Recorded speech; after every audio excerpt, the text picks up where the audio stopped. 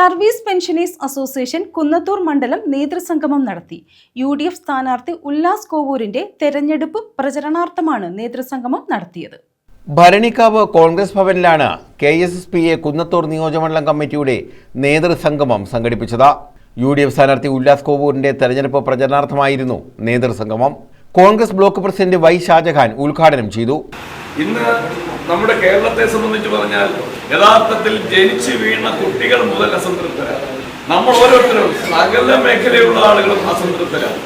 കാരണം നമ്മുടെ കേരളത്തിലെ 3.5 കോടി ജനങ്ങൾ താഴെയുള്ള കേരളത്തിന്റെ അവസ്ഥ ഇന്ന് 6.5 കോടി രൂപ കടത്തിലേക്ക് പോകുന്ന ഒരു സാഹചര്യം. ഒരു ജനിച്ചു വീണ കുട്ടികൾ പോലും 6 ലക്ഷം കോടി രൂപയുടെ കടത്തിലാണ്.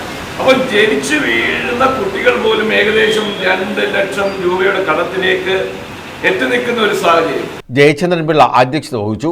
ഇപ്പോഴത്തെ പ്രത്യേകമായ സാഹചര്യമാണ്. പക്ഷേ നിങ്ങളെ സംബന്ധിച്ച് എല്ലാം തരണം ചെയ്ത് ജീവിതവും ജോലിയും നമ്മുടെ ഓരോ ഡിപ്പാർട്ട്മെന്റുമായി ബന്ധപ്പെട്ടുള്ള പല തരത്തിലുള്ള ആൾക്കാരാണ്.